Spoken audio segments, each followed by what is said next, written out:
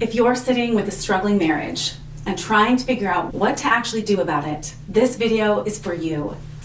Maybe you've done couples therapy, maybe you're in it right now, maybe you've tried it and it helped, but you still feel stuck. Or maybe you're looking at other options and wondering if a couples retreat is just a glorified vacation with some worksheets. These are fair questions, and I want to give you honest answers. I'm Becky Moller, mindfulness and meditation teacher, author of Undone Unafraid, and the creator of Undone Academy. I've been working with couples to strengthen and repair relationships for the last decade. I'm not a licensed therapist, and I'm upfront about that because I come to relational work from a different perspective. I work through the lens of mindfulness, of growing in conscious awareness. And that usually opens up a whole new level of connection for couples, one that's different from and often synergistic with what they've gotten from therapy. Today we're going to look at couples therapy and couples retreats honestly, what each one does well, where each one hits its limits, and how to know which one or which combination is the right next step for you. Let's start with therapy because it deserves a fair hearing. Good couples therapy, especially with a skilled therapist, is genuinely valuable. For my husband and me, it's been priceless even. It's one of those tools I always want available in my toolkit. But the problem is that many couples think couples therapy is the only tool that exists. And if that's your outlook, you simply don't have enough tools, in my experience. Therapy is exactly what you need if there's a clinical diagnosis in the room: depression, anxiety, PTSD, an active addiction. If there's been a significant rupture, infidelity, abuse, a betrayal that has shattered trust, a therapy with real experience in that specific rupture is, like I said, priceless. A good therapist holds space over time. They'll spot maladaptive patterns, offer data-driven process, track improvement over months, and refer out when something requires clinical care. These are real gifts, and I don't ever want to diminish them. But a lot of the couples I work with have already done therapy, sometimes years of it, and they describe a version of the same experience. They talk about the relationship in therapy. Maybe they understand it better, or they get some terminology around their issues, so they have language for what's happening. And then they go home and nothing changes. Not necessarily because the therapist failed, but because understanding something cognitively and being able to live it are two different things. And that gap between knowing and becoming is exactly where I think therapy sometimes runs its course. Here's what I've observed. Most therapy is primarily a cognitive experience. You sit across from a professional, you talk, you analyze, you gain insight. All of that matters. But insight alone doesn't regulate your nervous system. It doesn't resolve the physical tension two people carry into a room together. It doesn't teach the body, not just the mind, how to feel safe. And not every therapist is trained to see the bigger picture of the dynamic between the couple beyond what's showing up in those 50 minutes once a week in a neutral office. That 50 minutes is valuable, but it's also a fairly controlled container for what in reality is usually a messy, embodied, round-the-clock lived experience with patterns that are happening unconsciously, which means the individuals involved can't always speak to them. The other thing I see, therapy can become a place where couples come to fix the relationship, which often means fix their partner, rather than understand their own role in the discontent they feel. In my experience, most relational issues are less about the relationship itself and more about the consciousness of the individuals in it.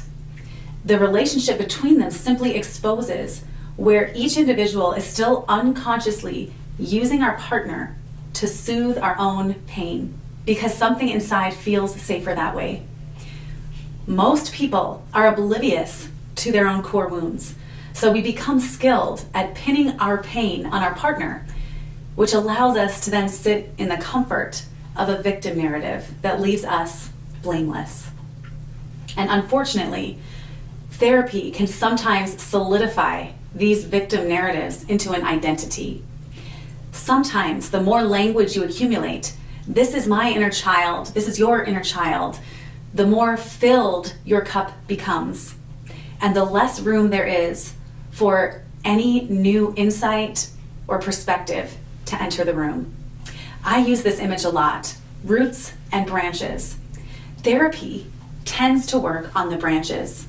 We learn surface level strategies to manage the symptoms that we walk into the office reporting, to learn to communicate better. We trim those branches and things look better for a while. But unless we understand the roots, unless we become conscious of what we're not yet conscious of, we eventually grow back the same branches. And how do we become conscious of what we're not yet conscious of? Through consistent self-reflection or mindfulness over time. And largely, that happens through the body. Embodied mindfulness is a lens that goes far deeper than communication tools. It helps us see what we're not yet willing to hear, because usually it isn't that our partner isn't communicating clearly, it's that we're not willing to actually hear what they're saying, because their feelings poke at our sense of identity, at the way we need to be perceived to feel okay. This is consciousness work, and it's what a steady embodied practice reveals over time. If you want to go deeper on why the body holds so much of what keeps us stuck, I did a whole video on somatic tools for conflict. I'll link it in the description. It's called How to Calm Your Body During Conflict. A couples retreat is a different kind of container entirely. It's immersive. You're away from the house, away from the schedule, away from the daily friction that makes it hard to see each other clearly. You have time, real uninterrupted time, to do the work that gets squeezed out of regular life. And crucially, a good couples retreat isn't just about talking, it's about experiencing. At my couples retreats, it's experience in mind, body, spirit. In my couples retreat, we also work through the Enneagram, not as a personality test, but as a lens for understanding those roots, the core fears and core desires that drive each person in the relationship, and also as a way to feel and recognize our shared humanity, because we all have similar parts, driven by similar fears, protecting similar wounds. When we start to see that in ourselves and in each other, the relationship stops feeling like a battle, and it starts feeling like a partnership. We need each other to get through this life. We just do. At my couples retreat, we do embodied work, movement, somatic awareness, meditation, practices that get the body into the conversation, not just the mind. And we build on my Undone framework, the understanding that two grounded, present, conscious individuals are the foundation of any healthy partnership, with 6 clear entry points where we can disrupt an unconscious cycle before it takes over.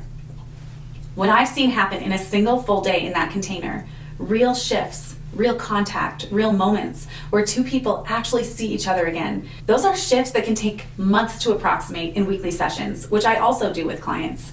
It's not because the retreat is magic. It's because the conditions are different.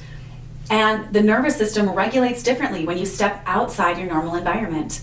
Defenses come down faster when you're moving, breathing, and sitting alongside other couples doing the same honest work. There's literally a frequency created in that space together that opens doors to insights we simply can't access when we're going it alone.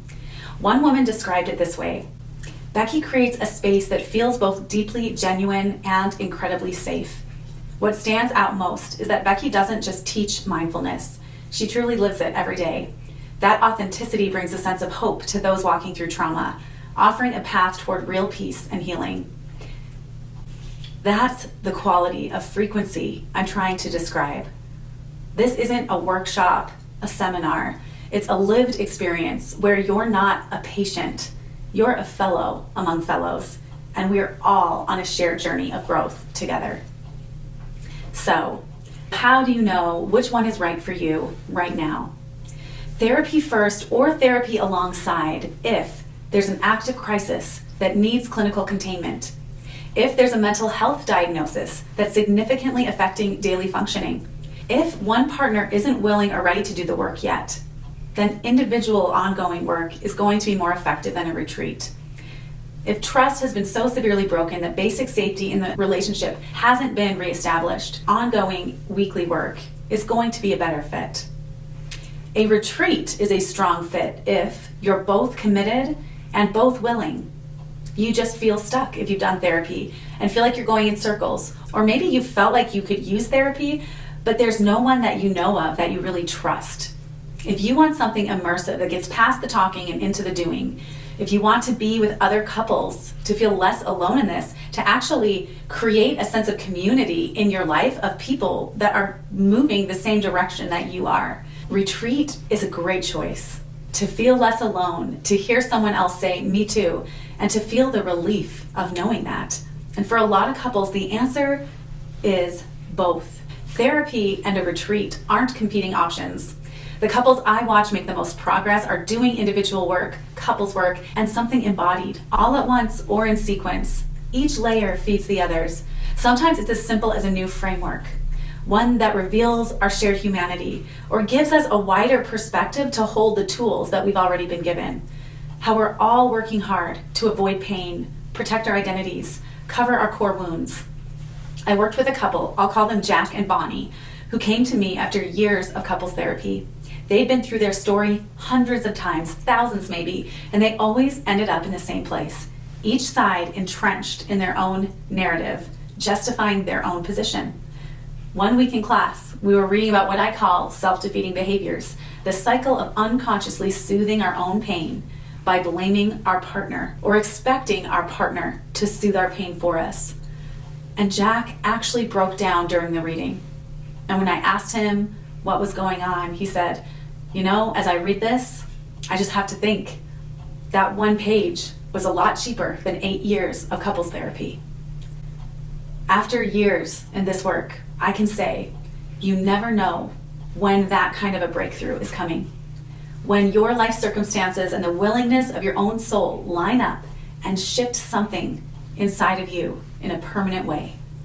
But it happens almost every week in someone I'm working with. And it's the most beautiful thing in the world to me. This kind of work isn't a quick fix. It's a slow cooker working from the inside out. But the awareness it builds, once genuinely internalized, can't be forgotten. Because you're not being taught by a therapist or any other outside authority. You're being taught by your own soul. And in my perspective, your own soul is the only source that really knows what you need. Nobody else can give you that. And only you can do the work to learn how to hear it better. That's what I want for you. Not a better date night, a better foundation in yourself. If you've been wondering whether a couples retreat might be what you need, I want you to know that my annual couples retreat is coming up in September. It's a 3-day immersive experience. We work through the Enneagram as a couples lens. We do embodied practices together. We build on this undone framework of presence as healing. It's for couples who are ready to do real work. Couples who feel stuck and are ready to get unstuck together. The link is in the description. Spots are limited because the work we do requires a small group. And if you're not quite there yet, it's okay. I believe in timing in this work. Trust that the timing will line up when you're truly ready and when it's right. If you want to start understanding what's happening between you before you commit to something like a retreat, I have a free couples check-in guide, and it's the exact nightly ritual I give every couple I work with, and that my husband and I have been practicing for over a decade. That link is in the description too, and it's a free download for you. If this video resonated, you might also want to watch my video on the 5 signs that your relationship is in trouble. It'll help you name what you're working with before you decide what to do about it. I'll link it below, and I'll see you in the next video.